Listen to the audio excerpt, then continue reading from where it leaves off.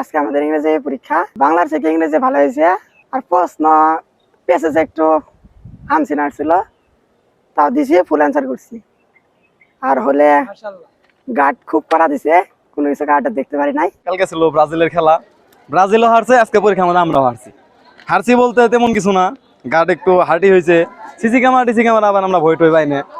আর মিলন কাকু তো বলছিল যে মিলন কাকু খুব হার্ড করবো, মিলন কাকু এতটা হার্ড করে নাই, শুধু ম্যাডামরা একটু উঠতেও দিত না, বসতেও দিত না। যদি ফাইল থেকে কিছু বাইর করতাম তারপরে ম্যাডাম বলতো নড়াচড়া করবে না। আজকে ইনশাল্লাহ পরীক্ষা খারাপই হয়েছে, আবার দেখা হবো পরের বছর ইনশাল্লাহ। জন্য নিয়েছিলাম, আসলে ওই প্রিপারেশন ভাবে পরীক্ষা দিতে পারি নাই।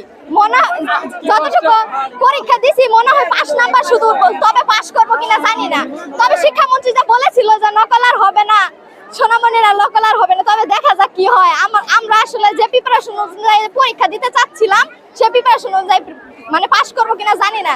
পরীক্ষা অনেক সহজ হয়েছে, প্লাস এবার অনেক ভালো প্রিপারেশন ছিল, এই জন্য ভালোভাবে লিখতে পারছি। আর পরীক্ষা অনেক ইজি হয়েছে, প্রশ্ন অনেক ইজি হচ্ছিল, বাট একটু ওই যে উইদাউট ক্লোজটা একটু আর কি হার্ড হয়ে গেছিল আমার জন্য। হ্যাঁ, আমাদের পরীক্ষা অনেক ভালো হয়েছে।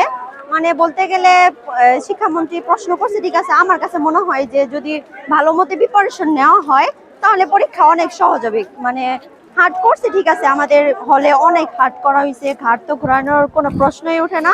মানে অনেক কিছু অনেক হার্ড হয়েছে, কিন্তু তারপর আমরা অনেক ভালোভাবে পরীক্ষা দিছি। আমার পরীক্ষা মাশাআল্লাহ অনেক ভালো হয়েছে, আল্লাহর রহমতে অনেক ভালো হয়েছে।